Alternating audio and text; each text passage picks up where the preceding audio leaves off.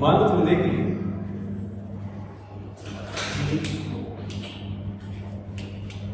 ये कुछ भी मान लो तुम देख लिए कि ये कोई पाथ है, ठीक है, और ऐसा मान लो तुम देख लिए कि यहाँ इसके ऊपर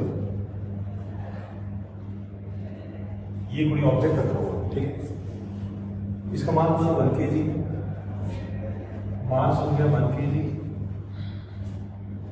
इसके और इस सरफेस के बीच में कोफिशिएंट ऑफ फ्रिक्शन दे रखा है 0.1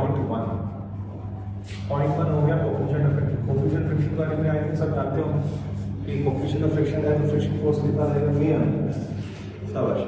ऐसे मान लो कि देख रही कि इसकी इनिशियल काइनेटिक एनर्जी कुछ है, ये मान लो दे रही है इसकी वेलोसिटी है 10 मीटर पर सेकंड, इसकी इनिशियल वेलोसिटी थी 10 मीटर पर सेकंड इनटू IF, क्लियर है, ठीक है। अब है कि चीज की फ्रिक्शन फोर्स जब इस पे लगेगा क्योंकि मोशन में है तो फ्रिक्शन अपोज करेगा तो यहाँ पे भी लगेगा, इस डायरेक्शन में फ्रिक्शन फोर्स लगेगा। जब फ्रिक्शन यहाँ पे लगेगा इस डायरेक्शन में वो कितना होगा, तो हो सकते 1 को 10 से मल्टीप्लाई कर दें, ग्रेविटी है, फोर्स ड्यू टू ग्रेविटी है, mg कितना होता है फोर्स ड्यू टू ग्रेविटी, जितना फोर्स ड्यू टू ग्रेविटी है उतना ही हम कह सकते हैं ऊपर की तरफ नॉर्मल रिएक्शन लगेगा। Normal reaction into coefficient of friction होगा हमारा फ्रिक्शन, है ना। तो फ्रिक्शन फोर्स जो एग्जैक्टली इस पीछे की तरफ लगा यहाँ पे, अगर मैं इसको 10 से मल्टीप्लाई कर दूं और माइनस ऑफ IK से मल्टीप्लाई कर दूं तो ये है हमारा फोर्स ऑफ फ्रिक्शन, ठीक है। शाबाश, हम एक काम कर सकते हैं और वो ये मान लो थोड़ी देर के लिए कि जब तक ये चल रहा है तब तक एनर्जी रहेगी ना, और वो मान लो थोड़ी देर के लिए 100% सारी हीट में कन्वर्ट हो जाती है। सो क्वेश्चन में ये दे रखा है कि kinetic energy, total kinetic energy जो भी है वो डायरेक्टली एक्चुअली हीट में कन्वर्ट हो जाती है। दूसरी बात ये कि ये जो ऑब्जेक्ट दे रखा है उसकी स्पेसिफिक हीट कैपेसिटी हमें गिवन है। इसकी मान लो स्पेसिफिक हीट कैपेसिटी दे रखी है 10⁻³ जूल्स, नीचे क्या लिखते हैं पर किलोग्राम पर केल्विन, ठीक है। इनिशियल टेम्परेचर मान लेते हैं होने के लिए कि इसका दे रखा है TI जो कि है 15 डिग्री सेल्सियस के बराबर। क्वेश्चन में सारी चीजें मैंने बता दी हैं क्या क्या एक्चुअली जो है गिवन है। हमें क्या करना है कि फाइनल टेम्परेचर निकालना है, फाइनल टेम्परेचर निकालना है। देखिए हम कैसे निकालते हैं, सुना सारी चीजें दे रखी है। हम देखो एक काम कर सकते हैं, वो ये फोर्स ऑफ फ्रिक्शन दे रखा है, काइनेटिक एनर्जी कितनी आ जाएगी इसकी, काइनेटिक एनर्जी आ जाएगी अगर हम इनिशियल देखते हैं तो कितनी आ जाएगी, हाफ m मतलब मास, स्पीड का स्क्वायर, 10 का स्क्वायर, ये कितना आ जाएगा 10 स्क्वायर 100 डिवाइडेड बाय 2, ये आ गया हमारा 50 की, ठीक है। समझ लो 50 की जो काइनेटिक एनर्जी है वो हमारी हीट एनर्जी में कन्वर्ट हो जाती है। 50 जूल काइनेटिक एनर्जी हमारी हीट एनर्जी में कन्वर्ट हो गई, क्या क्लियर। इससे ये पता चला कि इस क्वेश्चन में फ्रिक्शन का कोई रोल नहीं हुआ। अब ऐसा मत करना कंसीडर कि एक्चुअली फ्रिक्शन का निकालना, फ्रिक्शन से भी हो सकता है वैसे क्वेश्चन। तो ये काइनेटिक एनर्जी हमारी किसमें कन्वर्ट होगी, हीट में कन्वर्ट होगी। अब हीट में कन्वर्ट होगी तो हीट का फॉर्मूला क्या होता है, Q = m × C × change in temperature. Final temperature मान लेते हैं TF है, इनिशियल टेम्परेचर कितना दे रखा है 15 दे रखा है, क्या क्लियर है, क्या क्लियर है। अब ये एक्चुअली कितना हो गया, देखो सोचे पहली बात कि 50 ये है, अब ये कितना हो गया -15। अगर मैं इसको इससे मल्टीप्लाई कर रहा हूँ, इसको भी इससे मल्टीप्लाई कर रहा हूँ तो कितना आ रहा है -15 × 10⁻3, क्या क्लियर करना है। सो अब ये चीज वहां चली जाएगी तो ये कितना हो जाएगा, तो हो सकता है सर ये हो जाएगा +15 × 10⁻3, कैसा था, ठीक है। इसको इससे मल्टीप्लाई किया, ये नेगेटिव में था, यहाँ चला गया तो ये पॉजिटिव हो जाएगा। नीचे इसको डिवाइड कैसे कर देंगे, इसको डिवाइड कर देंगे 10⁻3 से, तो ये जो है ये आ जाएगा आपका फाइनल टेम्परेचर, ठीक है। कुछ क्लियर हुआ, जल्दी आ गया, ठीक है। तो समझ रहे हैं, शाबाश, ठीक है। एक और क्वेश्चन करते हैं, ऐसे सुनते हुए आंसर करो। मानव बंदे के लिए कि एक ऑब्जेक्ट है ऐसे जैसे ये, वो रखा है इंक्लाइन प्लेन के ऊपर, इंक्लाइन प्लेन के ऊपर रखा हुआ है और नीचे आ रहा है। अब बताना है एग्जैक्टली कितनी हीट डेवलप होगी, कितना टेम्परेचर होगा। सुना है बस ऐसा है क्वेश्चन नंबर सेकंड। ये मालूम हो गया कि ये कोई इंक्लाइन प्लेन है, ठीक है, ये क्या है, कोई इंक्लाइन प्लेन है, ठीक है। ऐसा मालूम हो जाए कि इसका एंगल ऑफ इंक्लिनेशन दे रखा है हमारे लिए 60 डिग्री, ये इसका हो गया एंगल ऑफ इंक्लिनेशन। अब है क्या चीज, मालूम हो रही है कि यहाँ पे कोई ऑब्जेक्ट है, ये जो ऑब्जेक्ट है इसके बारे में कुछ चीजें दे रखी है, इसका मास मालूम हो रही है 1 है, इसी तरीके से ये मालूम हो रही है इसकी स्पेसिफिक कैपेसिटी 9.3 है, जैसे कि वहां पे दे रखी है जूल्स पर किलोग्राम पर डिग्री सेल्सियस, या फिर हम क्या कहते हैं पर केल्विन, ये दे रखा है। इसके और इसके बीच में कोएफिशिएंट ऑफ फ्रिक्शन जो दे रखा है वो दे रखा है 0.5, ठीक है।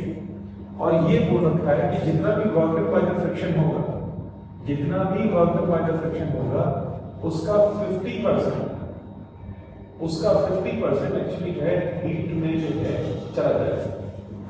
कहने का मतलब क्या है, ऐसा मान लीजिए ये work done by the friction हुआ 100 जूल्स, तो 100 जूल्स का 50% मतलब कितना है 50%, 100 जूल्स का मतलब 50 जूल्स, ये किस में चला जाएगा, हीट में, ठीक है। तो हम क्या करेंगे सबसे पहले कि हम यहाँ से यहाँ तक जितना भी work done by the friction है वो निकाल देंगे। मैं और चीजें गिवन कर रहा हूँ, मतलब दे रहा हूँ, जिसकी हेल्प से हम जो है work done by the friction को फाइनली हमें ये निकालना है कि यहाँ पर फाइनल टेम्परेचर क्या होगा इस ब्लॉक का जो तुम्हें दिखाई देगा, क्लियर है, ठीक है। ऐसा मान लो कि इनिशियल टेम्परेचर दे रखा है T1, इनिशियल टेम्परेचर ये है सपोज 20 डिग्री सेल्सियस के बराबर, क्लियर है। तो फाइनल टेम्परेचर एक्चुअली क्या होगा वो हमें निकालना है, ये कंडीशन दे रखी है। चलो ठीक है, मुझे बताओ कि नीचे की तरफ जो फोर्स लगेगा वो कितना लगेगा, mg sin theta, mg sin 60, mg sin 60 कितना होता है √3/2। तो नीचे की तरफ जो फोर्स लगा तो बोल सकते हो लगा 5√3, क्या क्लियर हो गया, एक्सीलेंट। तो नीचे की तरफ जो फोर्स लगा वो हो गया हमारा 5√3, ठीक है। यहां से लेके यहां तक का, यहां से लेके यहां तक का जो डिस्टेंस है मतलब 100 मीटर का डिस्टेंस है, यहां से लेके यहां तक। तो डिस्प्लेसमेंट कितनी हमारी 100 मीटर की डिस्प्लेसमेंट है, ठीक है। अब फ्रिक्शन फोर्स पीछे की तरफ कितना रहेगा, तो बोल सकते हो सर फ्रिक्शन फोर्स जो होता है वो होता है म्यू इनटू नॉर्मल रेडिएशन। तो हमारा कोएफिशिएंट ऑफ फ्रिक्शन कितना दे रखा है, कोएफिशिएंट ऑफ फ्रिक्शन दे रखा है 0.5। नॉर्मल रेडिएशन क्या होगा, mg cos थीटा, याद रखो mg cos theta normal radiation. Normal radiation काम लगेगा इसका नॉर्मल रेडिएशन लगेगा इस तरीके से, ठीक है। mg cos 60, mg कितना है 10, cos 60 कितना होता है 1/2, तो 10 को 1/2 से मल्टीप्लाई करेंगे तो नॉर्मल रेडियस कितना आ गया 5, ये mg cos 65, तो ये भी कितना जाएगा 5 न्यूटन हो जाएगा। क्या क्लियर है, क्या समझ में आ रहा है सब। अब पीछे की तरफ जो बेसिकली जो फोर्स है वो कितना लगेगा, तो हो सकता है सही हो जाएगा 5 multiply by coefficient of friction जो कि फ्रिक्शन के बराबर हो जाएगा। अब ये v कितना दे रखा है 0.5, तो करके कितना हो जाएगा 2.5 मीटर हो गया ऊपर की तरफ। क्या समझ आ रहा है, होता बहुत अच्छा। अब तुमने क्या देखा, तो हो सकते हो ऊपर की तरफ फोर्स कम लग रहा है, नीचे की तरफ फोर्स ज्यादा लग रहा है, तो इसमें एक्सेलरेशन नीचे की तरफ होगी, ये नीचे की तरफ आएगा, क्लियर सब एक्सेलरेशन। अब एक बात देखो बेटे, फ्रिक्शन फोर्स इस डायरेक्शन में है। हमने एक चीज सीखी है क्लास में जब वर्क डन हम कर रहे हैं ऑनलाइन क्लासेस, हमने एक चीज सीखी है कि किसी भी फोर्स की वजह से, आई रिपीट माय वर्ड्स, किसी भी फोर्स की वजह से अगर हमें वर्क डन निकालना है तो सिंपल फॉर्मूला है, क्या फॉर्मूला है, फोर्स इनटू डिस्प्लेसमेंट। फ्रिक्शन का फोर्स इधर लगता है और मोस्टली एक्चुअली फ्रिक्शन का फोर्स जिस डायरेक्शन में लगता है, मैं हमेशा नहीं कह रहा हूं, मोस्टली जिस डायरेक्शन फ्रिक्शन का फोर्स लगता है किसी ऑब्जेक्ट पर, जैसे कि हम वो ऑब्जेक्ट क्या है उससे अपोजिट डायरेक्शन डिस्प्लेसमेंट कैसे करना। तो तुम ये बोल सकते हो कि अगर फोर्स और डिस्प्लेसमेंट के बीच में एंगल जो है 180 है, अपोजिट है, तो वर्क डन होगा नेगेटिव। वो वर्क डन नेगेटिव एग्जैक्टली किसमें कन्वर्ट हो जाता है, हीट में कन्वर्ट हो जाता है। क्या बात समझ में आई? नॉर्मली पूछा मैं उससे ज्यादा क्लियर पक्का श्योर सही है। तो हमने एक्चुअली क्या किया कि वर्क डन बाय फ्रिक्शन हमने निकाला, वो वर्क डन बाय फ्रिक्शन का 50% एग्जैक्टली हीट में कन्वर्ट हो जाएगा। Is that clear sir? Let's start. कि work done by the friction क्या हो जाएगा, solution work done by the friction.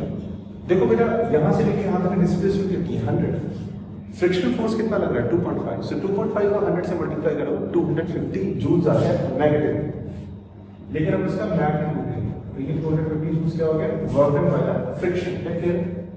तो हमने क्या लिखा यहाँ पे, ये हो गया हमारा work done by the friction की फॉर्मूला। क्लियर? दूसरी बात है, अगर हम इस चीज के लिए 50% से 50% मतलब 50 डिवाइडेड बाय 100, 50% से मल्टीप्लाई कर देते हैं तो एक्चुअली ये चीज कितनी आ जाएगी, आ जाएगी हमारी 125 जूल, और ये किसके बराबर हो जाएगा, हीट एनर्जी। कैसा मैंने, क्यों? क्योंकि फ्रिक्शन का जो वर्क डन था हमारा, उसका 50% बेसिकली क्या दे रखा है, हीट के बराबर हो जाएगा। क्या क्लियर? शाबाश, अच्छी बात है। अब हम यहाँ पे क्या फॉर्मूला लगाएंगे, Q is equal to m C और चेंजिंग टेम्परेचर, मतलब फाइनल टेम्परेचर T2 है minus of T1, T1 exactly 20 degree Celsius. क्या क्लियर है? खत्म बात, फिर वही कैलकुलेशंस, ये क्या हो जाएगा अगर इसको सही से कैलकुलेट करें। अब इसके बाद यहाँ नीचे लिखा 20 into 10 की power 3 plus of 125 divided by 10 की पावर 3, ये हो जाएगा हमारा फाइनल टेम्परेचर, जो कि क्या है हमारा आंसर। लिख लो इसको।